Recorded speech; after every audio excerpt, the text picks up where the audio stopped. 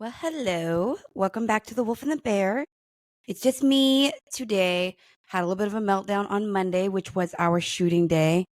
And I try really to be honest about things like that because, you know, life is life and it's challenging, even for, people like me, people like Terry, people that are in any way attempting to assist others through the process of utilizing gifts. Doesn't, none of the, none of that gets to be used for us. It's like the most beautiful and also sad and traumatizing aspect is like, even while our own personal whirlwinds are kind of going nuts, we still got to handle those as a normative, not knowing, not gifted adult because we can't cheat our own stuff, right? So, anywho, I just had my class, The Dark Night of the Soul Anonymous, and I wanted to kind of do a recap of it. Eventually, what I'm going to probably do is record them because again, I don't write the curriculum. It's all guided. I'm not that smart. I literally let the guides take over. They're both aggressive, but they're also very loving, and I kind of just let them do their thing. So, it's never me. I acknowledge that on the nose. But the big topic that got really hyper focused on this past Wednesday was a couple of things. The main topic that I felt needed to be addressed the most is this idea around identity. And it's an idea around identity that we shackle ourselves to these I am statements, right? The I am statements that we both practice in the mirror so that we try to bring about change within ourselves. But also, we have a deeper relationship with certain I am statements, and they are arguably the bane of our existence at some point in time. And more often than not, what I found in the work that we do, the I am statements aren't even set into place by the person hosting them, right? So when we think parasites, right, like that's the new thing. We think parasites, we think parasitic cleanses, we think how can we make sure that our body is not being somehow accidentally overrun a host to something negative. So then you would do whatever it is, ivermectin, like whatever the parasite cleanse is. But the biggest thing I wish to impart to most people is that thought forms are the highest form of parasites. And they have an identity of their own, and they have a life of their own. They have a timeline of their own, their existence, right? The ability to procreate. So, and I want to break this down to where that kind of makes more sense because this is a I am statement that I struggle with. But I'm going to phrase it more as like what is sort of what actually exists, which is I hold a belief. There's a belief system running amok in my brain that says you are fundamentally unlovable, right?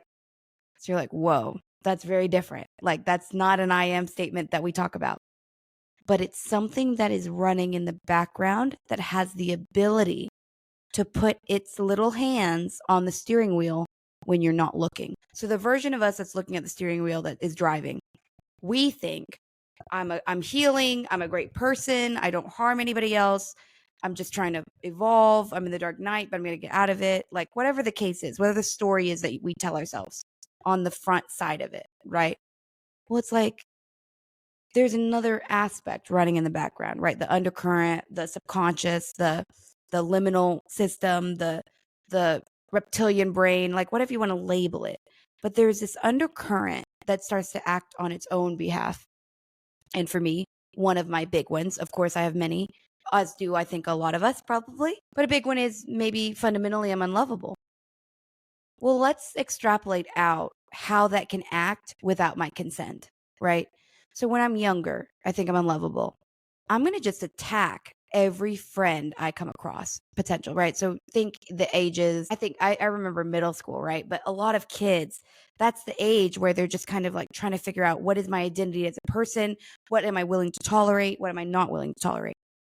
Well, in that system, if I have at the time, which I did, this idea that I was unlovable and unacceptable and probably weird, then my choice was I'm going to make whatever is wrong with you bigger than what's wrong with me. Because if everybody in the class is looking at that, they won't look at what's wrong with me. So there's that bullying element that comes out from that thought form. I don't think I'm lovable. Well, then suddenly before you know it, you're hurting somebody else.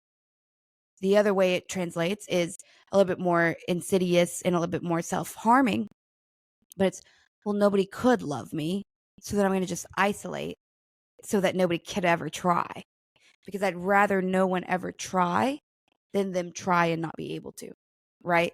So then you swear yourself to this reality of not only potentially just celibacy, but also loneliness. Like, I'd rather not interface with the world because the fear of rejection, the fear of confirming what I think, which is that I'm unlovable, it prevents me from ever being able to be, right? It's very Greek tragedy. But it's also so real. It's what we all do. We all have these undercurrent I am statements. I am unlovable. I am always a mess up. I am forever without direction. I am forever lost. I believe that I am flawed somehow and that maybe I need to scurry off into a corner to where all the other flawed people are. And then maybe then I'll find peace. And I speak that from like firsthand experience. There's always been a little bit of me that says, if I can just go find where, all the weirdos are, all the strange people are, then I won't have to interface with the world. Because the rejection of that or the feedback that I am so weird, over time, it kind of becomes painful. Right. But anywho, the reason I bring up these I am statements is because I'm trying to bring out a strong awareness, a strong gnosis that these I am statements are as flippant as the wind.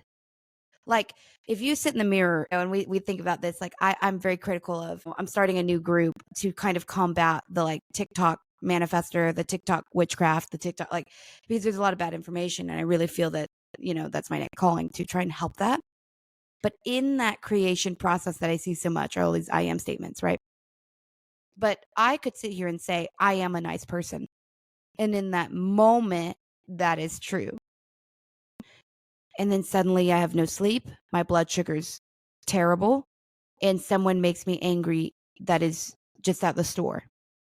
And then I'm doing something really unkind in the hopes of making myself feel better. Like, it's not a villainous thing to do necessarily from the perspective of it's a human thing to do, but it's ill-gotten gains.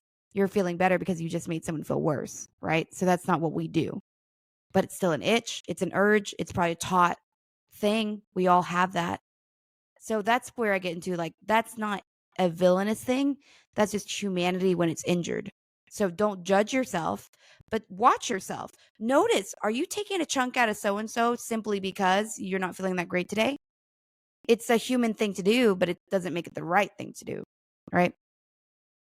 But anywho, so we focus back in on, okay, well, I think I'm kind, but in that moment that I'm not, do we ever look at the mirror and say, I am mean? No, because we're kind of trying to associate an identity through statements that can change on a whim, can change in a second, can change in a moment, can change in a flight of fancy, right? You being kind versus being mean, if it predicates itself on your blood sugar and how much sleep you've gotten, is that really fair to judge yourself on that?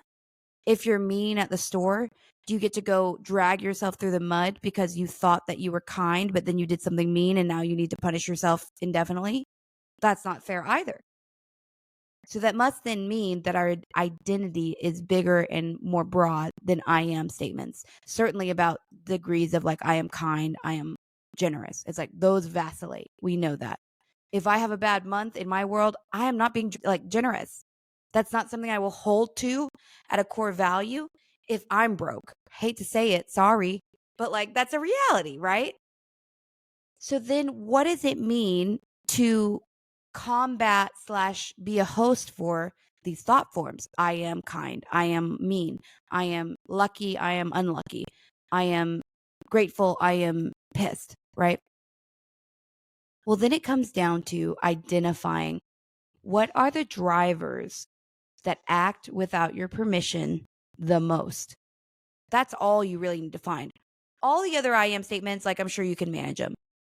My goal, our goal, spirit goal, is to make sure that we have more possession of our actions, right? Because that's what we regret. Every regret with a capital R is always been driven by some of these, all these I am statements that we don't even really own on the day to day. I feel like I might be unlovable. I feel like I always mess up. Every time I try to do something right, I do it wrong somehow. Which is, it's a fear system. It's a tragedy because it can't be real permanently. Just like you being kind can't be real permanently. You being unlovable can't be real permanently if it ever was to begin with, right? You thinking you're always a mess up, it must be momentary because all the other I am statements are, which means your identity has the capability of being malleable. It's supposed to, right? None of us are supposed to swear on the dotted line that we are this one thing forever, but we treat ourselves like that. We hold ourselves to that. And all I'm here to say is we're in a 9-year, we're in a snake year. It is the year that we let go. It's the year that we shed skin, right? Like, let's just act like we don't even have to do the work of identifying whether or not the skin that we're shedding is appropriate or not. Take a breath. If you're unhappy, if you feel a deep anxiety about something, if you feel a deep need for change, but you don't know exactly where it needs to be, take a deep breath and give yourself permission to become exploration oriented to who you think you could be, right? Because we get so judgy about our friends, about ourselves, about our partners, right? It's like, well, you might have a husband who's just a slob, and then barring any cheating, right? But suddenly he decides that he would prefer to not be a slob anymore. Is that not his right? Is that not his free will? Is that not something kind of beautiful to behold? But yet we already know that if you're a partner that also is a little bit slobbish, you're going to perceive that change in your partner as a threat to you, right? Because if he is becoming less slob-like, the next question we as humans ask ourselves is, am I now in danger? Do I now need to follow suit, or am I going to be left behind? Right? And that's a very real question. It's a question that every single one of us needs to ask, because any sudden change in a partner is something to note. It's something to become aware of, to not judge, to not put down. You don't go find change in your partner and then pop that balloon. That's the height of disempowerment, right? Just because whatever they're chasing, whatever they're trying to evolve into, makes you feel a certain way, it's pretty low vibe to go and pop their bubble just because. So I urge you to not. But it's still scary. Oh my goodness. What does that mean? Does it mean that that person's cheating on us? Does it mean that that person is trying to leave us? Maybe it does. Maybe it doesn't. I'm not here to decide that for you. I'm here for you to hopefully introduce the idea that that should not feel threatening. Not if you actually love them, right? If somebody's going from a slob into a more orderly state, why are you feeling scared by that? Why are you feeling negatively? You do not go and punish that person. You go find out what is your resistance to that. Are you afraid? Are you not prepared to go do that? That's okay. If he loves you or she loves you at the rate that you can love them to say, I'm not threatened by whatever change you need, then they can love you enough to say, hey, this is a change I'm making, but I realize we're all on our own timelines. Like, I love you. What are your thoughts on this? What are your thoughts on this direction I think I want to go on? If there's nothing about relationships that's not true, it's that you're coalescing in the here and now to build the future together. If you don't want to build the future together, even though you're coalesced now, that's okay. That's what 9 years and snake years bring about. The knowingness that maybe you don't want that. The safety to say like, oh my gosh, I thought this was always the way I would be, but now it's not. That's okay. But I see so much pain in that process. I see so much judgment from one person to the other trying to change. I see so much judgment in like demeaning. And I think that that's fundamentally a challenge of humanity. It's like no one's a villain for feeling threatened. But it is a lower, like it's a lower vibration, like A plus B equals C. It's like to the thought forms of I am unlovable. It acts the same way no matter who the human is. Jealousy, it acts the same way no matter who's feeling it. Anger, it kind of acts the same way no matter who's feeling it. So then the question sort of has to automatically become, if anger follows the same patterns in people, male and female, where A plus B equals C, where I'm mad, now I'm destructive, now I'm going to light it on fire. That's a trajectory. But it's a it is a trajectory that seems consistent no matter who is experiencing anger. Same with jealousy, same with hurt, same with pain. So then that means fundamentally that we are attaching ourselves to a path and allowing it to play itself out. Because if that weren't true, anger in you would look unpredictable as compared to anger in me. But it's not unpredictable. In fact, it's fundamentally predictable and pattern oriented. So what does that say?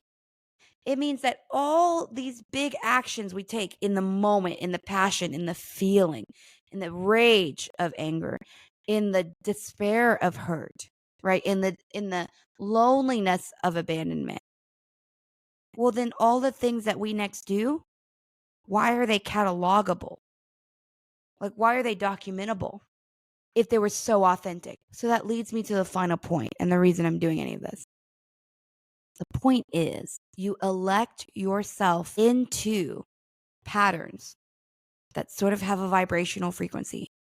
You elect into anger so that you can play that out with yourself or with others if you want.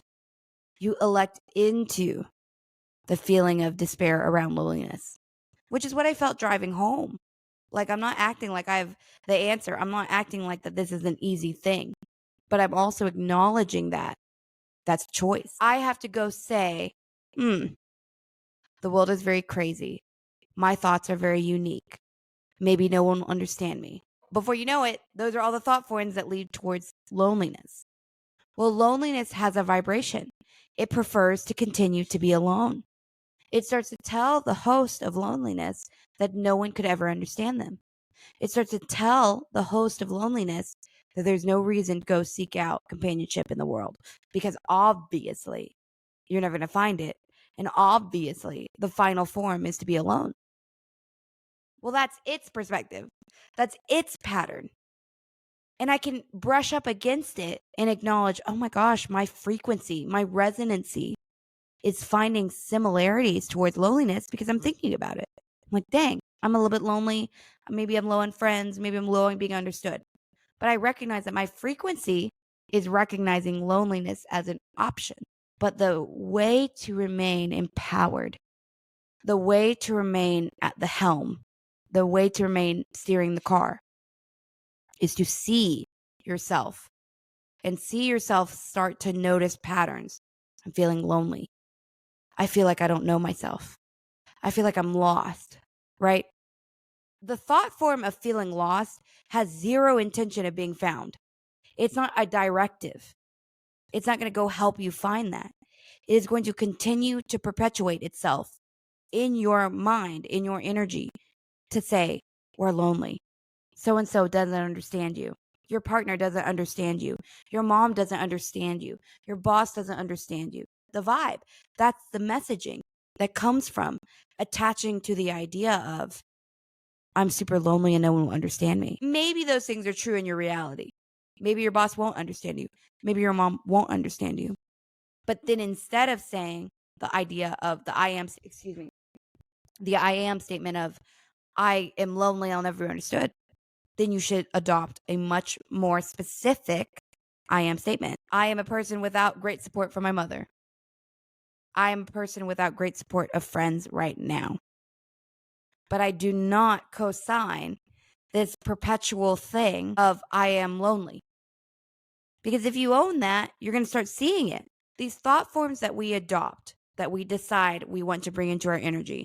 I'm lonely. No one understands me. Everybody is out for me. Like whatever the thing might be. Just recognize that those thought forms are the spiritual equivalent of parasites. And they have one goal: to remain present. They want you to feel lonely. They want you to feel angry. They want you to feel sad. They want you to feel misunderstood. The only way that they can stay present is if you continue to feel those things. But the benefit is the thought forms of I am actually doing okay. I am going to be okay. Despite all this family stuff, I'm going to be bigger than what my family was, right? All these I am statements, they also have the same tenacity. It's just that the majority of the I am statements or these thought forms that are insidious and parasitic, they were put in place by parents. They were put in place by guardians.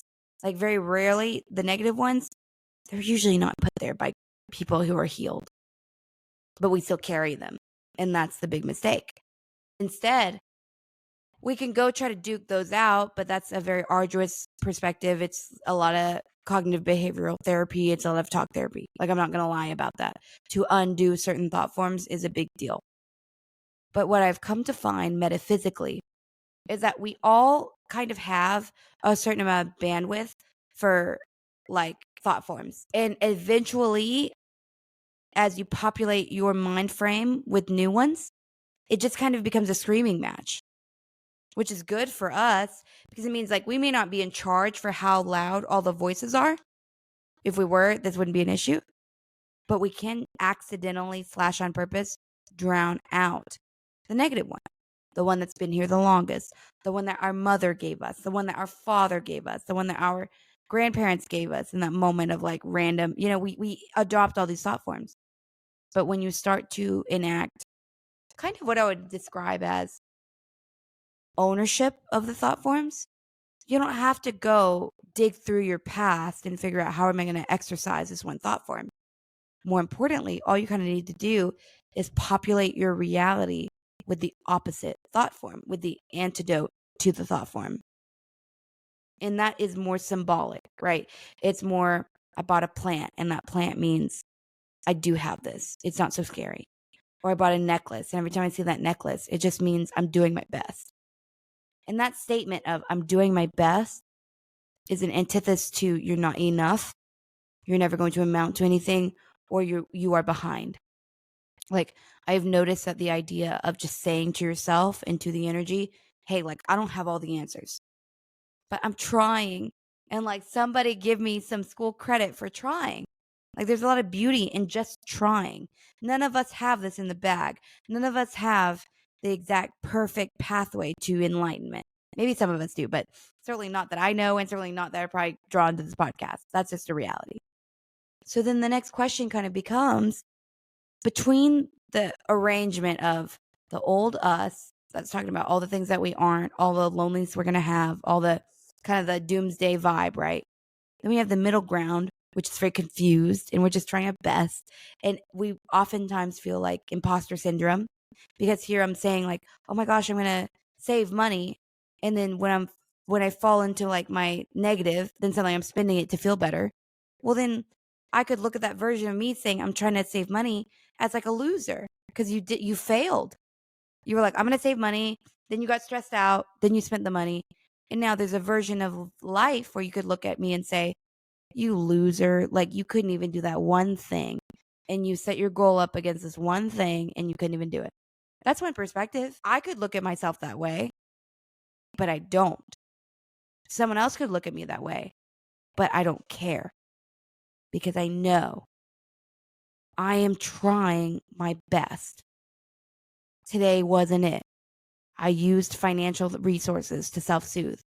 I used edible resources, consumable resources to consume. I went and was rude to my spouse to consume because I felt bad. We all do stuff that is not, quote unquote, like honorable, but we're humans. None of us came here perfect. So the best that we can do always is to do our best to understand ourselves. What are the I am statements that are driving us? And how are we playing them out? At what octave? There's a version where the I'm not enough octave is playing out by being mean to each other. There's another octave where the I'm not enough is playing out where I serve everyone else but me, right? And then there's the other octave of I'm not enough where I just recluse from everybody in the world. All of them are viable outcomes for that one thought form. I'm not enough. Imagine all the thought forms that are out there. I'm not pretty enough. I'm not sexy. I'm not going to hold my spouse's attention. I can't go make money by myself. I'll never get fit.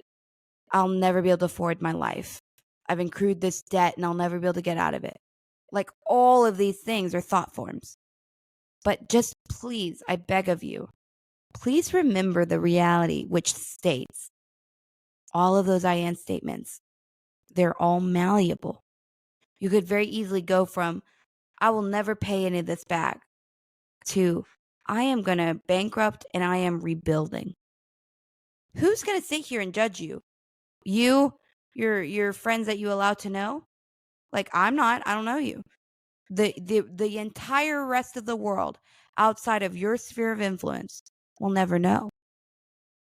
So what are you worried about? Whatever change you need to make, whatever thing that you think might be wrong in your I am statements or in your identity statements, no one will know that they were something else. No one will really know that they changed, and nobody will really care that they did. So all of these things around identity that we get afraid to divorce ourselves from, or afraid to change our mind on, it's like the cost of remaining in the negative ones is so vast, and yet so little of the world will notice when you change them. But yet so many of us don't change them because so and so knows me as this way. My wife knows me as the victim. My mom knows me as the fixer. Like all these things that could be true. It's like you've probably got max, if this, 10 people who hold that same perspective of you, comparative to the entire world, and also comparative to your future. Why would you let that be the thing that hammers the nail into the coffin that surrounds this thing that you think you are? Do not be afraid to become malleable. Do not be afraid to set down I am statements. They're very often not in our benefit anyways, until we've kind of healed a lot. Suddenly, after a certain amount of evolution, I am statements are your armor, your sword against the world. I am going to be okay. I can do this thing. I'm going to go. I am arrogant enough to demand this of the universe, and I expect it back. Like, tell me that isn't a meat cleaver to the world. But you can only really harness that once you let go of all the things that make you think you don't deserve to, or that you shouldn't, or that if you harness that, you will be unsuccessful. That's like what I see in the work that I do. So I was trying to kind of keep this at 30 minutes, and I've been relatively successful. My point just is, with the topic of identity and with the topic specifically around self-possession, recognize that we are constantly changing and we deserve to be. We have the God-given right of saying, I'm not on the right path and I want to change it. And so does everybody else. So if somebody evolves outside of your life, let them. If you decide to evolve out of other people's life, let yourself. There is no version of this where you get to make somebody else be what you thought that they were. There's no version of this where somebody else gets to keep you in the form of what they thought you were. Change is the only thing that is consistent as a human, right? Thank God. But also it's really scary. So my goal for anybody listening, if you were my student, you would have homework. And in that homework, you would draw an internal circle, which is what we did in class. And in that internal circle would be the I am statements that you would never want anyone to know. I am unworthy. I am unloved. I am stupid. I'll never be anything. I'll never be what my peers are. I try so hard, but I'll never get anywhere, right? These are all things I see in my work. I talk to people, like there's a reality around this sort of nexus of doubt that we all shoulder / uphold. But what's interesting is then you draw a circle outside of it, right? Kind of like this. And in the outer zone, interestingly enough, are all of the things that we try to buffer what's inside. I'm unlovable is inside. Well, then the outside is, they're stopping me 1 second. If the inside says I'm unlovable, the outside says I can provide for you all, right? Because that's the antidote. If you think you're unlovable, you're like, well, I'll go provide for everybody, and then sure, like everybody will love me. So a lot of the drivers in that second ring are not authentic. They're usually our Band-Aid to what we're feeling on the internal. So then that third part of the homework is what is true once you do the math outside of that. If what's inner is like a story that you don't identify with, but you know is kind of running the ship when you're not looking. And the second circle out is how you try to buffer that, which may be real, maybe not. Then the truth will be found in that the third circle.